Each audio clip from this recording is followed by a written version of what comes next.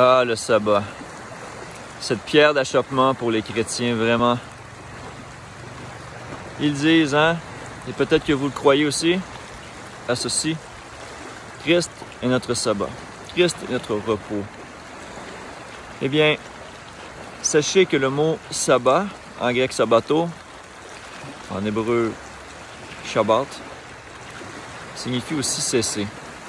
Et à cause de la traduction de Louis II, qui traduit en Exode 20 le mot Shabbat par repos, les gens font confusion. Ils ont confusion quand ils entendent, quand ils lisent, hein, Jésus qui a dit « Venez à moi, vous tous qui êtes chargés, et je vous donnerai du repos. » Et les gens pensent que, à ce moment-là, Christ a changé la nature du sabbat. Mais que nous dit les évangiles? Jésus honorait la journée du sabbat. Il allait aux synagogues, il enseignait, il faisait des miracles le jour du sabbat. Il faisait le bien. Ce ne sont pas des choses qui sont contre la loi du sabbat, ça. Si vous prenez le temps d'examiner la nature du sabbat dans l'Ancien Testament, Jésus a accompli ça. Il n'a pas fait d'œuvre servile, il n'a pas travaillé pour quelqu'un, il n'a pas fait de commerce. Est-ce que vous voyez quelque part Jésus, une journée de sabbat, qui prépare des repas? Ou ses disciples? Et là, les arguments fusent en disant « Ah oui, mais Jésus a violé le sabbat. » Bien non, Jésus n'a pas violé le sabbat. S'il avait violé le sabbat, il aurait péché. Et s'il avait péché, il n'aurait pas été l'agneau parfait qui aurait pu être sacrifié pour nous. Il ne serait pas revenu à la vie. Mais pourtant, Pierre nous dit qu'il était impossible que la mort le retienne. Pourquoi? Parce qu'il n'avait pas péché. Nous n'avons pas un souverain sacrificateur qui ne puisse pas compatir à nos faiblesses, car il a été tenté en toutes choses, comme nous, mais sans commettre de péché. Ça veut dire que Jésus, marchant dans sa forme humaine, a été tenté, comme nous, et qu'il a choisi de faire le bien. Eh oui. La nature du Shabbat n'a pas changé. Isaïe l'a vu à la fin des temps, comme le nouveau ciel, la nouvelle terre, en Isaïe 66, 23, de sabbat en sabbat, et de nouvelle lune en nouvelle lune, et de sabbat en sabbat, toute chair viendra se prestonner devant moi, dit l'Éternel. Donc si à ce moment-là, le sabbat est encore d'actualité, pourquoi il ne sera plus aujourd'hui? Est-ce que vous pensez qu'il est seulement pour les Juifs? Qu'est-ce qu'un Juif? Comment définissez-vous Juif? Comment la Bible définit ce qu'est être Juif? Paul est très clair là-dessus, les Juifs, ce n'est pas celui qui est à l'extérieur, la circoncision n'est pas celle dans la chair. Non, ce n'est pas à l'extérieur, c'est l'intérieur. C'est celui qui est circoncis du cœur qui est Juif. Il le dit aussi aux Philippiens, car les circoncis, c'est nous qui rendons un culte à Dieu. En Romains, il dit également, ce n'est pas tous ceux qui descendent d'Israël qui sont Israël, car il sera nommé en Isaac une postérité. Ainsi, ce n'est pas ceux qui sont les enfants de la chair. Ce sont ceux qui sont de l'Esprit, c'est-à-dire ceux qui sont de Christ, qui sont Juifs et qui sont Israël. Ouais. Eh bien, sachez aussi que même dans l'Ancien Testament, les étrangers qui s'attachaient à Dieu, qui choisissaient de faire ce qui lui est agréable et qui honoraient le sabbat, pour ne pas le profaner, il allait les amener sur sa montagne sainte, qui est un symbole pour le royaume. Une montagne est un symbole de royaume.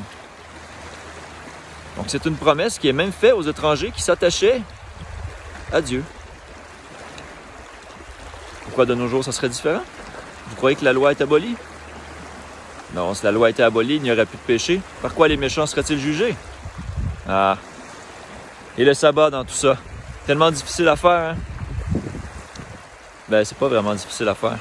Pour peu qu'on le porte à cœur, vraiment. Pour peu qu'on comprenne sa nature. Qu'on veuille le faire aussi.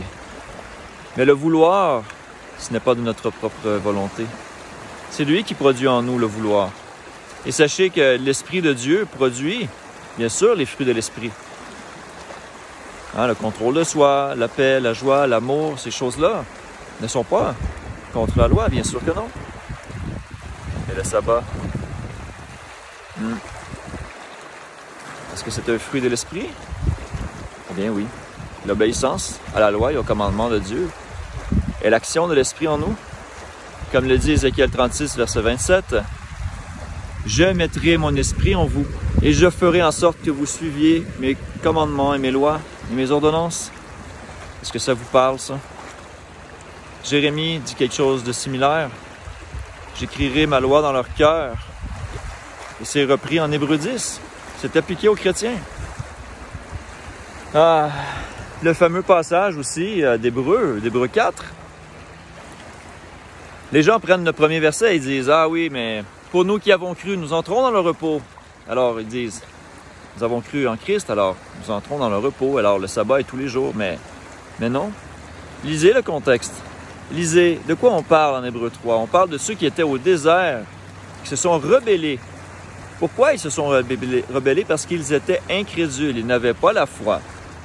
Dieu leur a dit, leur a fait la promesse qu'il les amènera en terre promise, à condition qu'ils suivent sa voie. Il y avait une condition. Pourquoi la loi? À cause des transgressions. C'est pour ça que la loi a été donnée. Êtes-vous dans la transgression, frères et sœurs, en rapport avec le sabbat? Examinez-vous vous-même. Examinez ce que la parole de Dieu dit. Le sabbat est toujours d'actualité. Oui. Hébreux 4 dit qu'il reste un repos de sabbat au peuple de Dieu.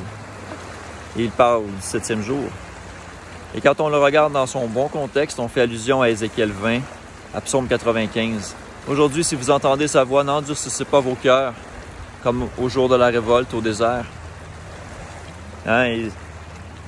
Dieu dit que, par Ézéchiel, vos pères ont vu mes œuvres, ils se sont rebellés, ils ont profané mes sabbats, ils ont méprisé ma parole. Et c'est à cause de ça qu'ils n'ont pas entré en terre promise. Et vous savez que la terre promise est un symbole du royaume. Alors si vous méprisez la nature du sabbat, si vous voulez la changer, si vous pensez que à quelque part dans les prophéties, il était prévu que le sabbat changerait de nature ou que Christ lui-même aurait changé la nature du sabbat, non, vous vous trompez. Non, vous vous trompez. S'il vous plaît, revenez au culte vrai, revenez à Dieu, revenez à sa parole. Il n'y a que les sacrifices et les offrandes et le culte au temple qui a été changé. Et les vrais adorateurs que Dieu recherche, ce sont ceux qui sont en esprit et en vérité. Ah là là. C'était le petit message que je voulais vous passer aujourd'hui à propos du sabbat. Il y a tellement d'autres choses à dire. Je vous invite à aller vers les capsules d'introduction qui parlent du sabbat dans l'Ancien Testament et dans le Nouveau Testament, afin que vous puissiez être édifiés et comprendre la nature du sabbat. Demandez à Dieu de vous montrer. Quand Jésus dit « Venez à moi, vous tous qui êtes chargés, et je vous donnerai du repos », ce n'est pas du tout le même mot. On parle de rafraîchissement, on parle de donner un répit. On ne parle pas littéralement du sabbat. Et quand il dit qu'il est le Seigneur du sabbat, ça ne veut pas dire qu'il a le pouvoir de le changer. Ça dit simplement que c'est son jour. Vu qu'il est le Saint d'Israël et que le sabbat a été sanctifié, c'est son jour, c'est le jour du Seigneur, c'est le vrai jour du Seigneur. Ce n'est pas le dimanche.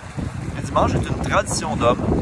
Et le dimanche est dans sa position de premier jour à cause du décret des hommes qui ont changé le calendrier. Eh oui. Mais alors on va dire, le 7e jour, c'est samedi.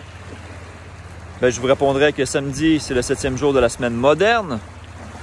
Maintenant, enquêtez là-dessus. Le calendrier dans le temps de Christ, est-ce que c'était celui qu'on a aujourd'hui? Non. Pas du tout. Au travers des époques, il a changé plein de fois de forme. Même que le samedi était le premier jour de la semaine avant Constantin. Ainsi, le vendredi était le 7e. Et vous pensez que samedi est le 7e jour? Par un calendrier des hommes qui a été manipulé combien de fois dans l'histoire des hommes? Beaucoup de fois, même dans la Révolution française, le calendrier a été manipulé. Il a été changé pour des semaines de 10 jours. La Russie a déjà eu un autre calendrier officiel. Et Rome a établi son calendrier dans toutes les nations, dans tous les peuples et dans toutes les langues.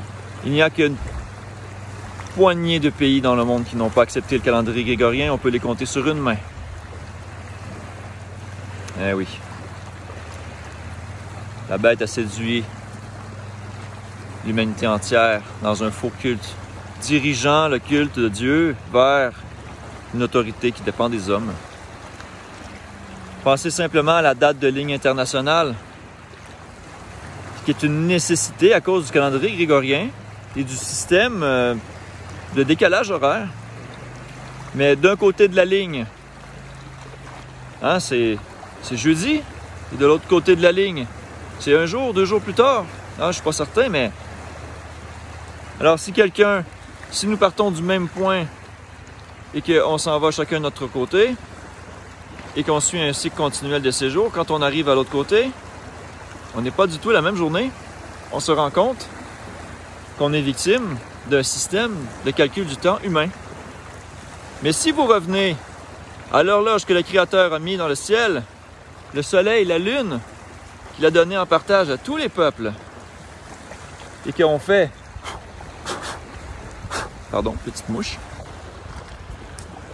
Et si on fait le même voyage et qu'on part chacun de notre côté, et qu'on suit les phases lunaires et qu'on se retrouve de l'autre côté, on fera notre sabbat en même temps.